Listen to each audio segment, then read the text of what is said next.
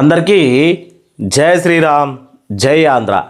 ఆంధ్రప్రదేశ్లో కొత్తగా 2 లక్షల పింఛన్లు ఇవ్వబోతున్నట్టు కూటమి ప్రభుత్వం ప్రకటించిన తర్వాత ఏం జరుగుతూ ఉంది, అసలు ఎవరెవరికి ఏ పింఛన్లు ఇవ్వబోతూ ఉన్నారు, ఏ కేటగిరీల వారికి ఎన్ని రకాల పింఛన్లు, వితంతువులు, వృద్ధులు, దివ్యాంగులు, అలాగే ఈ దివ్యాంగులకు సంబంధించినటువంటి భర్తలు కానీ భార్యలు కానీ మరణిస్తే వాళ్ళ కుటుంబంలో వెంటనే ఇంకొకరికి పింఛన్లు ఇవ్వాలని కూడా ప్రభుత్వం జారీ చేసిన అమలవుతూ ఉందా, ఇటువంటి విషయాలు, అలాగే పింఛన్ కోసం కావలసినటువంటి ప్రభుత్వం తీసుకొచ్చినటువంటి రూల్సు, దీనికి సంబంధించిన డాక్యుమెంట్స్ విధానాన్ని మనం తెలుసుకోబోతా ఉన్నాం. వీడియో కింద ఐ బటన్ ఉంది, ఐ బటన్ గట్టిగా ప్రెస్ చేసి మీ అభిప్రాయాన్ని, కూటమి ప్రభుత్వం పరిపాలనలో నిజంగా మనం కొత్త పింఛన్లు పొందుతూ ఉన్నామంటే చాలామంది కూడా ఇప్పటి వరకు పింఛన్లు అనేదే లేదు అని కామెంట్ పెడతా ఉన్నారు. మరి 1-2 కామెంట్లు వేస్తే అదొక వర్గానికి, ఇప్పుడు వైసీపీ వాళ్ళు పెట్టచ్చు కదా. కూటమి ప్రభుత్వానికి సంబంధించి మామూలు ప్రజలు నిజంగా మన ఎన్నికలు ఇచ్చింది నిజంగా జరుగుతూ ఉందా, ఈ వీడియోను చివరి వరకు చూడాలి. ఆంధ్రప్రదేశ్లో ఉన్నటువంటి ప్రతి జిల్లాలో గ్రూపులు షేర్ చేసి కిందున్న ఐ బటన్ మాత్రం ప్రెస్ చేయాలని కోరుకుంటా ఉన్నా. చూద్దాం మరి ఏం జరుగుతూ ఉంది, ఎవరెవరికి ఎంతెంత పింఛన్లు. దివ్యాంగుల విషయంలో కఠినంగా వ్యవహరిస్తున్నటువంటి ధనిక సీఎం చంద్రబాబు నాయుడు ఇక్కడ 6,000, 10,000, 15,000 3 రకాలుగా డబ్బులు ఇస్తున్నట్టు చూపిస్తూ ఉన్నాడు. మరి నిజంగా జరుగుతూ ఉందా ఏంది అనేది మనం ఇప్పుడు తెలుసుకోబోతా ఉన్నాం. మీకు పింఛన్ల ముఖ్య అంశాలు అని చెప్పి వృద్ధులకు 4,000, సాధారణ వికలాంగులకు 6,000, పూర్తి వైకల్యం ఉన్నటువంటి వారికి 10,000 నుంచి 15,000 ఇక్కడ మనకి ఇచ్చింది కదా. అసలు ఎవరెవరికి ఎంత ఇస్తూ ఉన్నారనే విషయాన్ని మనం ఇప్పుడు తెలుసుకోబోతా ఉన్నాం. ఫస్ట్ ఇది చూద్దాం. ప్రతి ఒక్కళ్ళు ఈ వీడియోలో గవర్నమెంట్ ఏం చెప్తా ఉంది అనేది నేను చెప్తా ఉన్నా, ప్రజలకు ఏం జరుగుతూ ఉంది అనేది మీరు కామెంట్ చేయాలి. దయచేసి ప్రతి ఒక్కళ్ళు ఇది గుర్తుంచుకోవాలని కోరుతా ఉన్నా. ఎందుకంటే ప్రజలకు ఏం జరుగుతూ ఉంది అనేది ప్రజలే చెప్పాలి. ఆంధ్రప్రదేశ్ ప్రభుత్వం ఇక్కడ మనకు ముఖ్యంగా ఎన్టీఆర్ భరోసా పింఛన్ పథకం, ఇది వెబ్సైట్ కూడా ఉంటుంది. మీరు వెబ్సైట్లోకి వెళ్ళి కూడా ఎన్టీఆర్ భరోసా పథకం కింద, అంటే పింఛన్ల పథకంలో ఏ కేటగిరీ వారికి ఎంతెంత పింఛన్ అనేది వెబ్సైట్లో కూడా ఉన్నది. ఆ వెబ్సైట్ లింకు మన వీడియో డిస్క్రిప్షన్లో ఉంటుంది, మీరు వెళ్ళి చూడొచ్చు. కింద వృద్ధులకు, వితంతువులు, గీతా కార్మికులు, చేనేత కార్మికులకు నెలకు 4,000 చొప్పున ఇస్తూ ఉన్నామని చెప్తా ఉంది. ఎన్ని? 1, 2, 3, ఇక చేనేత కార్మికులతో 4, వీళ్ళకు 4,000 కాడికి ఇస్తూ ఉన్నామని చెప్తా ఉంది. ఇస్తూ ఉంటే మీరు కామెంట్ ఎస్ అని పెట్టుర్రి, ఇలా జరగకపోతే ఈ రకమైన గుర్తైన పెట్టుర్రి సరిపోతుంది. మరియు వికలాంగుల విషయంలో చాలా పెద్దగానే జరుగుతూ ఉంది కథ. వికలాంగులకు 6,000 చొప్పున పింఛన్ అందిస్తోంది.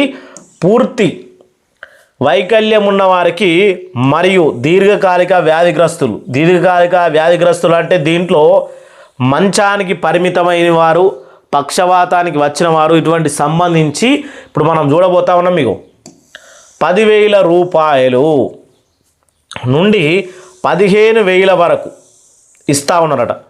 నేను ఆల్రెడీ మీకు బౌండరీ చేసి చూపిస్తా ఉన్నా. 15,000 రూపాయలు ఇస్తూ ఉన్నామని ఎన్టీఆర్ భరోసా వెబ్సైట్లో కూడా మనకి ఇచ్చారు. ఆల్రెడీ అప్డేట్ కూడా వచ్చింది. ఇప్పటి వరకు ఇస్తున్నారు.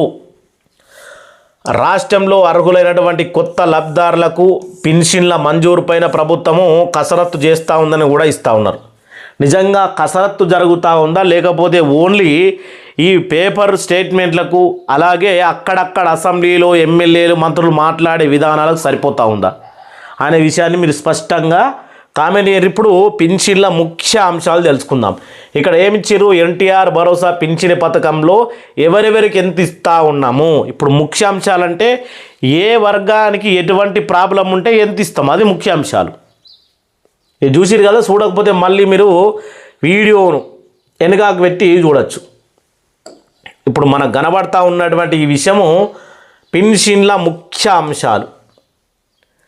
మనకు 10,000 ఎవరికి ఇస్తూ ఉన్నారు, 15,000 ఎవరికి ఇస్తూ ఉన్నారు, 6,000 ఎవరికి ఇస్తూ ఉన్నారు అనే విషయాన్ని ఇప్పుడు మనము తెలుసుకోబోతా ఉన్నాం. పింఛన్ల ముఖ్య అంశాలు ఏంటి? వృద్ధులకు, వితంతువులకు, ఇతర సాధారణ పింఛన్లేమో 4000. ఎస్సా నోనా అది మీ అభిప్రాయానికి వదిలేస్తా ఉన్నా. ఇక వికలాంగులకు, సాధారణ వికలాంగులు అంటే ఇక్కడ మనం గుర్తించాల్సింది ఏంటంటే 40% వైకల్యం ఉంటే ఈ 6000 పింఛన్. ఇక 65% ఉంటే వాళ్ళకు 10,000 పింఛన్. అంటే ఇది కూటమి ప్రభుత్వం చెప్పిన లెక్కలే. ఒకవేళ 85% కనుక పైన ఉంటే వాళ్ళకి డైరెక్ట్గా 15,000 పింఛన్ అని మనకు చెప్పడం జరిగింది. మీరు కావాలంటే ఎన్టీఆర్ భరోసా వెబ్సైట్లోకి వెళ్ళి కూడా చూడండి, ఇక్కడ కూడా మీకు కనబడతా ఉంది 15,000 వరకు. వీళ్ళెవరికి? దీర్ఘకాలిక వ్యాధిగ్రస్తులు, అంటే మొత్తానికి మంచానికి పరిమితమైన వారు, వాళ్ళు ఏ పని చేసుకోలేని వారు. నిజంగా ఆంధ్రప్రదేశ్లో అన్ని జిల్లాలలో ఈ 10 నుంచి 15,000 పింఛని వస్తూ ఉందా? వస్తే మీ అభిప్రాయాన్ని కామెంట్ చేయరు. ఇప్పుడు దీనికి సంబంధించిన పంపిణీ విధానం ప్రతీ నెల 1వ తేదీ సచివాలయం ఉద్యోగుల ద్వారా నేరుగా ఇంటింటికి పింఛని పంపిణీ చేయబడతా ఉంది. ఇక్కడ ఎన్టీఆర్ భరోసా అని చెప్పేసి మనం క్లిక్ చేస్తే వెబ్సైట్లోకి వెళ్ళిపోతాం. అదే లింక్ నేను డిస్క్రిప్షన్లో ఇస్తా ఉన్నా, మీరు వెళ్ళి చూసుకోండి. ఇప్పుడు పింఛన్కి సంబంధించినటువంటి ముఖ్య అర్హతలు ఏమేమి ఉండాలి, ఏ రకమైనటువంటి పింఛన్లకు ఇప్పుడు మనం చూడబోతా ఉన్నాం. మీరు వీడియోను చివరి వరకు చూడండి. ఏపీలో మనకు 4 పింఛన్లు, కొత్త పింఛన్లు మంజూరుకు ముహూర్తం ఫిక్స్ చేసింది ఎప్పుడు? జూన్ 12 నుంచి దరఖాస్తులు. దీనికి ఎటువంటి డేట్ కూడా లేదని చెప్పిండ్రు. జూన్ నుంచి కొత్త పింఛన్లు దరఖాస్తుకు కావాల్సిన డాక్యుమెంట్లు, కావాల్సిన ఉమ్మడి పత్రాలు అంటే అన్ని పింఛన్లకు ఇవి వర్తిస్తాయి అని అర్థం. ఇక్కడ మనము ఉమ్మడి పత్రాలను చూసుకుందాం. అలాగే వితంతు, ఒంటరి మహిళ, వృద్ధాప్య, వికలాంగులకు సంబంధించి 4 రకాల పింఛన్లు చూడబోతా ఉన్నాం. ఇవి చూసిన తర్వాత మరి ముఖ్య గమనికలు కింద ఏమున్నాయో చూద్దాం. వీడియోను మాత్రము మీరు కొంచెం ఓపిక బట్టి చూస్తే అందరికీ అర్థమవుతుంది. ఫస్ట్ ఆధార్ కార్డు జిరాక్స్ అంట. ఆధార్ కార్డు జిరాక్స్లో కూడా ఎటువంటి మిస్టేక్ ఉండకూడదు. అలాగే ఈ ఆధార్ కార్డు జిరాక్స్ అంటే ఆధార్ కార్డు 2026లో అప్డేట్ అయి ఉండి తీరాలి. ఏదైనా సరే ప్రతి ఒక్కటి ఇదనే కాదు, 2026లో ఆధార్ కార్డ్ హిస్టరీ ఇచ్చి చూడు. ఆధార్ కార్డ్ హిస్టరీ తీస్తే మొత్తం తెలుస్తుంది. నీ 2026 వరకు నువ్వు ఇవాళ డేట్ వరకు ఏమేం చేసినావు, నీ డేట్ ఆఫ్ బర్త్ ఎన్నిసార్లు మార్చినావు, ఇంటి పేరు ఎన్నిసార్లు మార్చినావు మొత్తం తెలిసిపోతుంది. కాబట్టే Aadhaar card xerox, Aadhaar card history అని చెప్పి ఇచ్చిరు ఇక్కడ. మూడోది రేషన్ కార్డు. రేషన్ కార్డులో, ఆధార్ కార్డులో ఎలాంటి మిస్టేకులు ఉండకూడదు. ఏంటి? ఇంటి పేర్లు. ఇప్పుడు ఎగ్జాంపుల్ ఎస్ నారాయణ అని ఉంది రేషన్ కార్డులో, ఈ ఆధార్ కార్డులో కూడా ఎస్ నారాయణ అని ఉండాలి. లేదు ఇక్కడ ఎం ఉండి ఇక్కడ ఎస్ ఉంటే కథం, పింఛని గోవింద. అది మీరు గుర్తుంచుకోవాలి. ఇక ఇన్కమ్ సర్టిఫికేట్ 4వది. ఇన్కమ్ సర్టిఫికేట్ విధానం ఏంటి అంటే పల్లెటూర్లలో ఉండేటోళ్లకు ఒక రకమైనటువంటి రూల్స్ ఉంటాయి, పట్టణాల్లో ఉండేటోళ్లకు ఒక రకమైన రూల్స్ ఉంటాయి. ఇది ఎక్కడైనా సరే భారతదేశంలో. ఇప్పుడు ఎగ్జాంపుల్ పల్లెటూరులో ఉండేటోళ్లకు 1,50,000 ఇన్కమ్ సర్టిఫికేట్ అంటే లోపు ఉండాలి, లోపు 1,50,000. ఇక పట్టణాల్లో ఉండేటోళ్లకు 2 లక్షల లోపు. ఇది అంటే పల్లెటూరులో ఉండేటోళ్లకు, పట్టణాల్లో ఉండేటోళ్లకు 50,000 డిఫరెంట్. అది ఇన్కమ్ సర్టిఫికేట్లో ఉండి తీరాలి. ఇంకా లాస్ట్ 5వది క్యాస్ట్ సర్టిఫికేట్. క్యాస్ట్ సర్టిఫికేట్ ఎవరికి వర్తిస్తుంది ఇక్కడ అంటే, ఇక్కడ ఎవరికి అసలు క్యాస్ట్ సర్టిఫికేట్ వర్తించదు, కానీ క్యాస్ట్ సర్టిఫికేట్ కావాలని చెప్తా ఉన్నారు. మరి ఎందుకు? ఇక్కడ దేంట్లో ఈ 4 పింఛన్లలో దేంట్లో క్యాస్ట్ సర్టిఫికేట్ అవసరం పడుతూ ఉందో ఇప్పుడు మనం చూడబోతా ఉన్నాం. ఫస్ట్ వితంతు పింఛన్. నెంబర్ 1 వితంతు పింఛన్. వితంతు పింఛన్లో 1, అలాగే ఇక్కడ ఇది ఆధార్ కార్డ్ 1+5 ఆధార్ ఉమ్మడి పత్రాలు కావాలంట. అలాగే 2వది ఆధార్ హిస్టరీ కావాలి. 3వది రేషన్ కార్డు జిరాక్స్ అంటే రేషన్ కార్డు కావాలి. 4వది ఇన్కమ్ సర్టిఫికేట్ కావాలి. నేను చెప్పినట్టుగా పల్లెటూరులో ఉండేటోళ్ళు అయితే ఇన్కమ్ సర్టిఫికేట్ 1,50,000 లోపు వచ్చేటట్టు చూడాలి. పట్టణాల్లో ఉండేటోళ్ళు అయితే ఇన్కమ్ సర్టిఫికేట్లో 2 లక్షల లోపు వచ్చేటట్టు ఉండాలి. క్యాస్ట్ సర్టిఫికేట్ మీది ఏ కులము, క్యాస్ట్ ఇది అందుకే అడిగిరు. క్యాస్ట్ సర్టిఫికేట్ మీది ఏ కులం, అసలు కులంది ఎందుకు? వితంతు అనేట ఆమె ఏ కులం అయితే ఎందుకు అంటే ఫలానా కులాలకు పెన్షన్లు ఇయ్యము అని ఇట్లా ఏమన్నా రాజ్యాంగంలో కానీ లేకపోతే ఏపీ ప్రభుత్వము మేనిఫెస్టోలో కానీ ఏమైనా ఇచ్చిందా? లేదు కదా. మరి ఎందుకు క్యాస్ట్ అనేది అర్థం చేసుకోవాలి. క్యాస్ట్ సర్టిఫికేట్ ఎగ్జాంపుల్ దేనికి వాడతారు? చేనేత కార్మికులు, కల్లుగీత కార్మికులు, బండలు కొట్టేవాళ్ళు, ఇటువంటి వాళ్ళకు క్యాస్ట్ సర్టిఫికేట్ వాడతారు. ఎందుకంటే వాళ్ళు ఆ వర్గానికి చెందిన వారు ఆ పనులు చేస్తూ ఉన్నారా లేదా తెలుసుకోవడానికి. సరే, ఇక భర్త డెత్ సర్టిఫికేట్ ఇది ఇంపార్టెంట్. దీనితోటే పింఛని అనేది వితంతు పింఛని అనేది స్టార్ట్ అయ్యేది. ఇక మనం చూసుకుంటే ఇక్కడ రెండవది ఒంటరి మహిళా పింఛన్.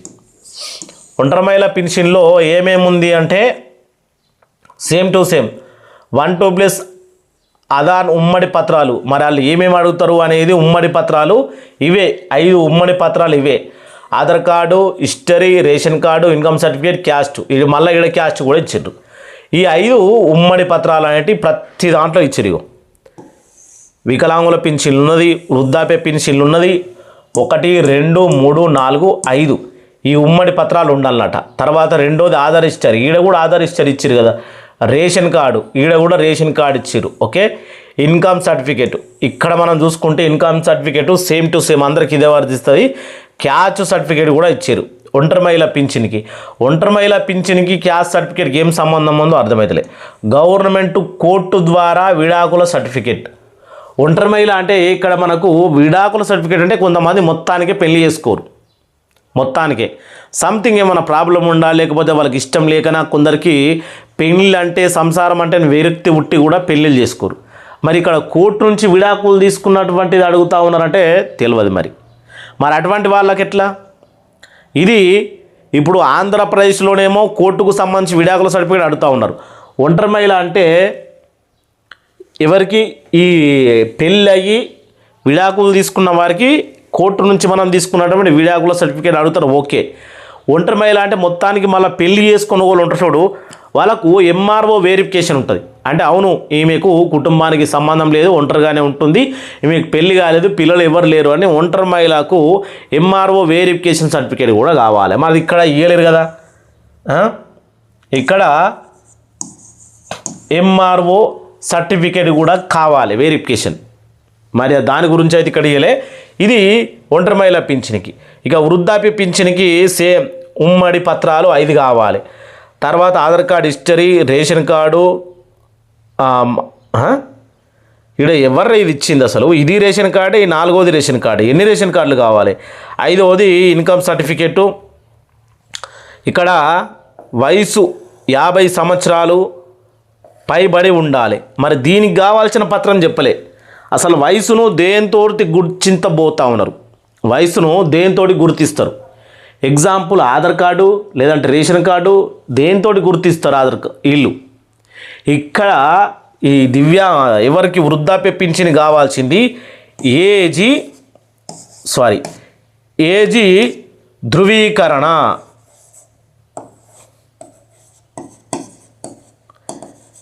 ఏజీ ధృవీకరణ సర్టిఫికేట్ అనేది రావాలి. ఇది ఎంపీడీఓ లేదంటే ఎంపీడీఓ లేదంటే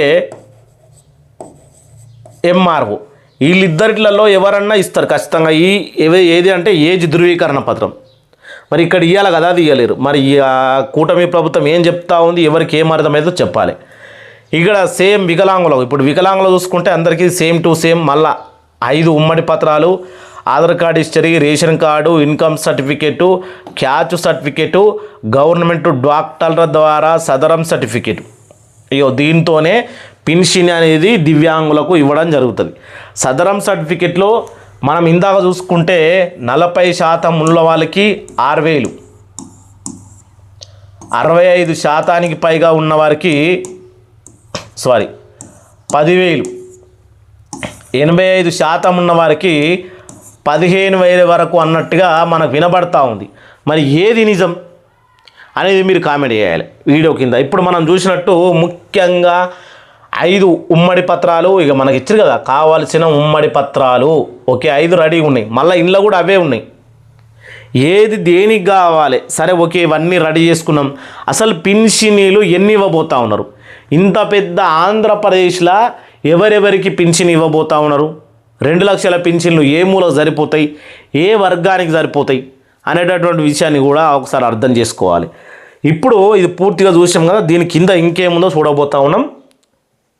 మీరు వీడియోను కావాలన్నా మళ్ళీ ఒకసారి ముఖ్య గమనిక, ఇక్కడ బాగా పెద్దగా ఏం లేదు, ముఖ్య గమనిక ఆధార్ నంబర్కు మొబైల్ నంబర్ లింక్ అయి ఉండాలి. గతంలో తొలగించిన పింఛన్ల సమస్యలు కూడా పరిష్కరిస్తాం. మంత్రి అచ్చెన్నాయుడు. జూన్ 12 నుంచి సచివాలయంలో ఆన్లైన్ చేసుకోవచ్చు. కనబడతా ఉంది కదా, జూన్ 12, జూన్ వాయే, జూలై వాయే, ఇది ఆగస్టు కూడా ఖతమైపోతూ ఉంది. ఇప్పటి వరకు ఎంతమంది ఆన్లైన్ చేసుకున్నారు? ఆల్రెడీ కర్నూలు నియోజకవర్గంలో మొత్తానికి ఇంచుమించు ఒక 3-4 వేల వరకు ఫేక్ పింఛన్లు అని చెప్పిండ్రు. ఇంకా మొత్తం ఆంధ్రప్రదేశ్లో కలుపుకొని దివ్యాంగుల కేటగిరీలోనే 1,00,000 వరకు మళ్ళా ఫేక్ పింఛన్లు ఉన్నాయని డైరెక్ట్ ఒక మంత్రి అసెంబ్లీ సాక్షి చెప్పడం, అవిటిని మళ్ళీ ఏరివేత మొదలుపెట్టడం, ఇట్లా జరుగుతూ ఉందా? లేకపోతే అవన్నీ ఫేక్ వార్తలు, వాస్తవానికి ఏమీ జరుగుతలేదు, పింఛన్లు ఆన్లైన్లో దరఖాస్తు చేసుకుంటా ఉన్నారా అనే విషయాన్ని మీరు వీడియో కింద కామెంట్ చేయాలి. ఇప్పటివరకు వీడియో చూసిన ప్రతి ఒక్కరు ఇప్పుడన్నా ఐ బటన్ ప్రెస్ చేయాలని కోరుకుంటూ అందరికీ జై శ్రీరామ్, జై ఆంధ్ర, జై హింద్.